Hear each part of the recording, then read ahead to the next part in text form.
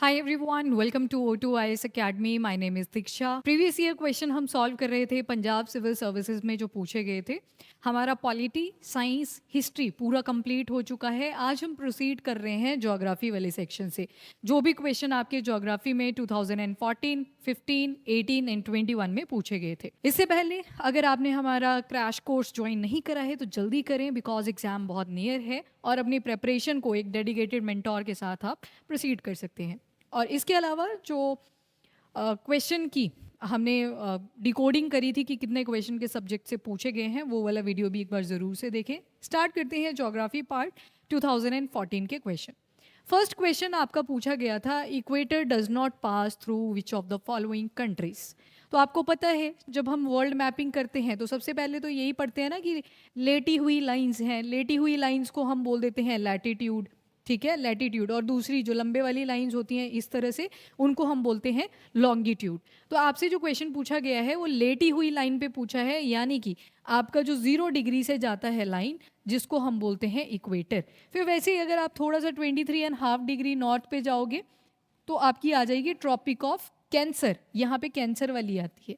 वैसे अगर 23.5 degree south वाली साइड जाते हो तो there is tropic of Capricorn. तो आपसे पूछा गया है ये जो बीच बिल्कुल सेंटर में 0 डिग्री पे एक लाइन है, इसमें से कौन सी कंट्रीज ये इक्वेटर कौन सी कंट्री के थ्रू पास नहीं करती। तो उसके लिए आपको पहले तो ये पूरा क्राइटेरिया पता होना चाहिए था। जैसे सबसे पहले साउथ अमेरिका की अगर याद करनी है तो ECB वेरी पॉपुलर एक निमोनिक सा है जिससे आप कंट्रीज को याद रख सकते हो। तो जैसे ई से आगे इक्वाडोर, कोलंबिया एंड ब्राज़ील। तो आपसे ऑप्शन में क्या क्या पूछा गया था, तो कोलंबिया भी है आपके ऑप्शन में, ब्राज़ील भी है, तो दोनों साउथ अमेरिकन कंट्रीज़ हैं।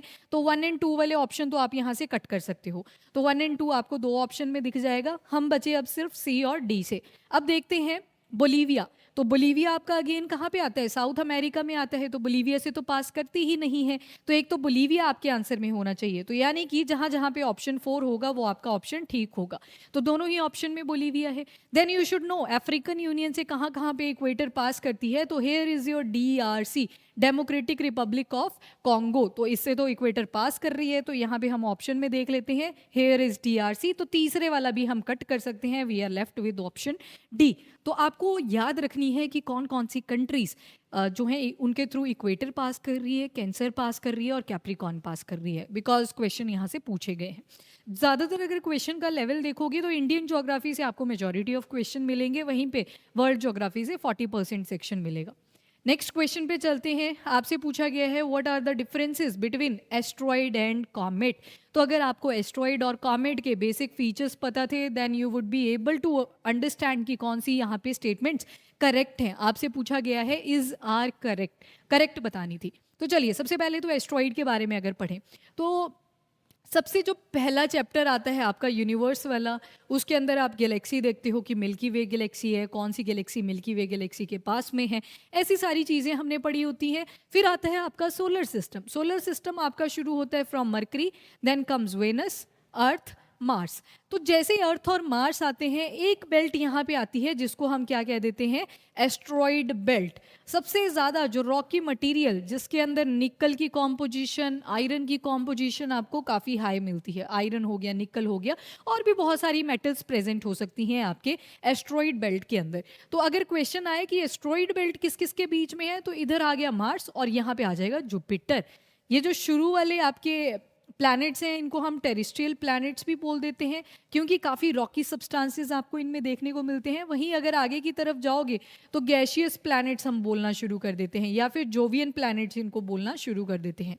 तो एस्ट्रॉइड बेल्ट तो आ गई आपकी जुपिटर और मार्स के बीच में। वहीं पे एक क्यूपियर बेल्ट भी है। पहले प्लूटो जब हुआ करता था वो डॉर्फ प्लैनेट नहीं बना था, अब तो उसको हम डॉर्फ प्लैनेट की कैटेगरी में कंसीडर करते हैं। तो उस टाइम पे हम बोलते थे कि बियॉन्ड प्लूटो। अब प्लूटो है नहीं, तो क्योंकि वो क्यूपियर बेल्ट के अंदर जा चुका है, तो देयर इज नेपच्यून। नेपच्यून के बाहर आती है क्यूपियर बेल्ट। उसके बाद दूसरी जो टर्मिनोलॉजी आपको पता होनी चाहिए, दैट इज कॉमेट। कॉमेट क्या होते हैं, तो कॉमेट होते हैं आपके फ्रोजन। जब भी कॉमेट वर्ड आ जाए ना तो फ्रोजन वर्ड आपको हमेशा देखना है। फ्रोजन नहीं लिखा होगा, आइसी पार्टिकल्स लिखे होंगे, यानी कि बर्फ से रिलेटेड होगा, लो टेम्परेचर की बात करी गई होगी। तो कॉमेट आपके फ्रोजन गैस पार्टिकल्स होते हैं, जिनके अंदर कौन कौन सी गैसेस मिलेंगी आपको, मिथेन मिल सकती है जिसको आप CH4 से भी जानते हो, मिथेन आ जाएगा। अमोनिया आ जाएगा यानी कि NH3 आ जाएगा, देन कार्बन डाइऑक्साइड आ जाएगा, और ऐसी डस्ट पार्टिकल्स आ जाएंगे, आइस पार्टिकल्स आ जाएंगे, रॉकी पार्टिकल्स आ जाएंगे। तो ये हो गया हमारा कॉमेट से रिलेटेड। एक और चीज़, कई बार क्या होता है, ये जो बड़े बड़े एस्ट्रॉइड होते हैं इनका कुछ पार्ट टूट के धरती की तरफ आना शुरू कर देता है। तो धरती की तरफ जब आएगा तो आपने 3 सेक्शन याद रखने हैं। यहाँ पे हम कंसीडर कर लेते हैं ये अर्थ है, इसको हम कंसीडर कर लेते हैं कि इट इज़ एटमॉस्फेयर, और इसको कंसीडर कर लेते हैं कि ये स्पेस है। तो स्पेस में ही तो हम पढ़ रहे हैं ये सारी चीज़ें। जब एस्ट्रॉइड यहाँ पे था, एस्ट्रॉइड से एक पार्ट टूटा, उसको हम बोलते हैं मिटियोरॉइड। मिटियोरॉइड डी आएगा यहाँ पे, ठीक है, डी।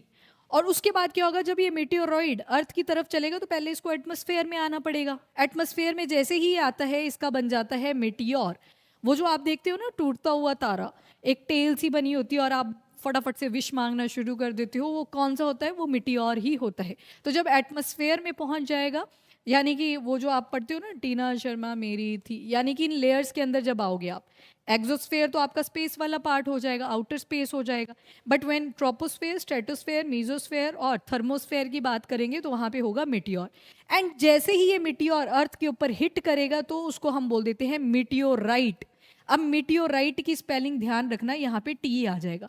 स्पेस के अंदर डी था और अर्थ को जब हिट करेगा तो देयर कम्स टी। तो याद रखना इसको। अब क्वेश्चन हम सॉल्व करते हैं। पहला स्टेटमेंट कहता है कि जो एस्ट्रॉइड्स हैं ये रॉक्स और मेटल्स के बने होते हैं, और जबकि comets contain lot of ice along with rocks and hydrocarbon. तो यही तो देखा, अमोनिया, आपका मिथेन, ये क्या थे, हाइड्रोकार्बन ही थे अल्टीमेटली। तो ये जो स्टेटमेंट है यहाँ पे करेक्ट हो जाती है।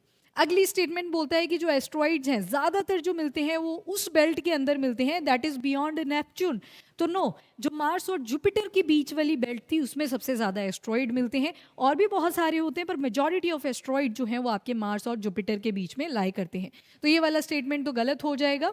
इसके अलावा जो कॉमेट्स हैं उनको बोल दिया कि क्यूपियर बेल्ट में मिलते हैं which is located in Mars and Jupiter. तो ओवरऑल यहाँ पे स्टेटमेंट्स उल्टे लिखे गए थे, क्यूपियर की साइड पे आपको कॉमेट्स वगैरह ज़्यादा मिल जाते हैं। तो ये वाली स्टेटमेंट जो थी ये तो आपकी डायरेक्टली इनकरेक्ट थी। फिर उसके बाद आते हैं the surface of asteroid is solid and stable whereas surface of comet is very unstable and changeable. That is again a very prominent feature of asteroid and comet. तो यहाँ पे आपका जो ऑप्शन बी है that is going to be correct. अब चलते हैं question number 3। आपके फिजिकल फीचर्स ऑफ इंडिया से एक क्वेश्चन पूछा गया था, फिजियोग्राफी से एक क्वेश्चन पूछा गया था, which is about match the following type का क्वेश्चन है। एक तरफ आपको वैलीज दे रखी हैं और दूसरी तरफ आपको स्टेट दे रखी है। आपको पता होना चाहिए कौन सी वैली किस स्टेट की बात कर रहे हैं। तो अगर तो पहली वैली की बात करें that is Johar valley. Johar valley जो है आपकी ये उत्तराखंड में ही मिलती है, तो ए का जो ऑप्शन है वो तो फर्स्ट के साथ ही कनेक्ट कर जाएगा। वहीं पे पार्वती वैली अगर देखोगे तो इसका आंसर आ जाएगा हिमाचल प्रदेश। तो डी का तो आपका आंसर हो जाएगा 2। तो अब ऐसे ऑप्शन देखो जहाँ पे ए 1 के साथ हो तो एक ही ऑप्शन में है, और डी 2 के साथ हो तो ये बहुत अच्छे से फिट बैठ रहा है। यानी कि जो जुको वैली है वो नागालैंड में आ जाएगी, नुब्रा वैली आपकी जम्मू एंड कश्मीर में आ जाएगी। तो यहाँ पे आपका जो करेक्ट आंसर होगा that is going to be option C. तो अगर फर्स्ट पता थी तो उससे ये सॉल्व हो जाना था, तो ऑप्शन सी इज़ करेक्ट है।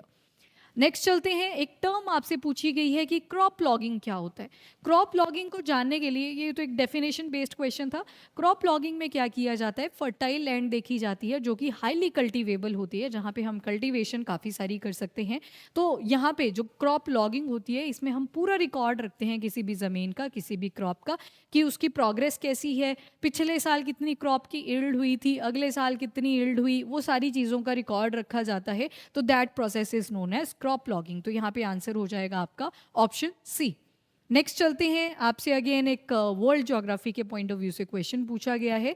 गल्फ ऑफ बोथनिया कौन सी कंट्रीज के बीच में लाए करता है। अगेन वर्ल्ड मैप से एक क्वेश्चन है। तो 2 कंट्रीज हैं आपकी, वन इज स्वीडन एंड दूसरी है फिनलैंड। और ये वाली जो गल्फ है, ये जो खाड़ी बन रही है, इसी खाड़ी को हम क्या बोलते हैं, गल्फ ऑफ बोथनिया। तो 2 कंट्रीज यानी कि स्वीडन एंड फिनलैंड। तो 1 एंड 3 ऑप्शन आपके यहाँ पे करेक्ट होने थे। अगेन ऑप्शन सी आपका करेक्ट हो जाएगा। नॉर्वे देखो, नॉर्वे थोड़ा साइड में चला गया, तो गल्फ को जो सराउंड कर रहे हैं 2 कंट्रीज वो स्वीडन एंड फिनलैंड ही है। नेक्स्ट क्वेश्चन आपसे पूछा गया है कि कौन सी ऐसी स्ट्रेट है जो दो लैंड मासेस को भी सेपरेट कर रही है। वैसे एक चीज़ याद रखनी है हमने, यहाँ पे तो आपसे लैंड मासेस पूछे हुए हैं, पर स्ट्रेट का मेन काम क्या होता है कि एक तरफ भी बड़ी सी वाटर बॉडी होगी, दूसरी तरफ भी बड़ी सी वाटर बॉडी होगी। इसको वाटर बॉडी 1 बोल देते हैं, इसको वाटर बॉडी 2 बोल देते हैं, और बीच में एक नैरो वाटर बॉडी होगी। उन दोनों को कनेक्ट करने का काम करती है स्ट्रेट। पर यहाँ पे आपसे पूछा गया है कि जो एशियाटिक तुर्की है और यूरोपियन तुर्की है, आपको पता होगा तुर्की का जो इस्तांबुल वाला एरिया है वो यूरोप में आता है, तो उन दोनों को कौन सा स्ट्रेट जो है वो सेपरेट कर जाता है। तो इसके लिए चलेंगे अगेन मैप पे। तो मैप में अगर देखोगे तो there is strait of Bosporus, वो आपके सेपरेट करती है तुर्की जो कि एशिया वाला पार्ट है, और इस्तांबुल का जो हिस्सा है वो यूरोप के अंदर लगता है। तो इन दोनों के स्ट्रेट को जो डिवाइड करता है तो वो स्ट्रेट है आपका, that is Bosporus strait. Option B यहाँ पे करेक्ट होगा। वहीं पे अगर वाटर बॉडीज आपसे पूछी जाती, क्योंकि स्ट्रेट तो होता ही क्या है, narrow strip of water. Narrow strip of water, बहुत कम पानी होगा जो दो बड़ी वाटर बॉडीज को जोड़ेगा। तो एक तरफ ब्लैक सी आना था तो वो भी पूछा जा सकता था इससे। एनीवेज, नेक्स्ट क्वेश्चन है, in which of the following state is Gugamal national park located. तो इसका तो खैर महाराष्ट्र आंसर था, और भी बहुत सारे नेशनल पार्क हैं आपके महाराष्ट्र में, जैसे कि चंदोली नेशनल पार्क आ जाएगा, संजय गांधी नेशनल पार्क, गुग्गामल अमरावती, पेंच नागपुर, तदोबा चंद्रापुर और नवेगांव गोंडिया। तो ये सारे नेशनल पार्क महाराष्ट्र में ही लोकेटेड हैं। तो यहाँ पे हमारे कंप्लीट हुए 2014 वाले क्वेश्चन। अब हम नेक्स्ट वीडियो में करेंगे जो 2015 में पूछे गए थे फ्रॉम द ज्योग्राफी सेक्शन। अभी के लिए इतना ही। If you like the video, do like and share as well as subscribe the channel. Thank you everyone, have a nice day.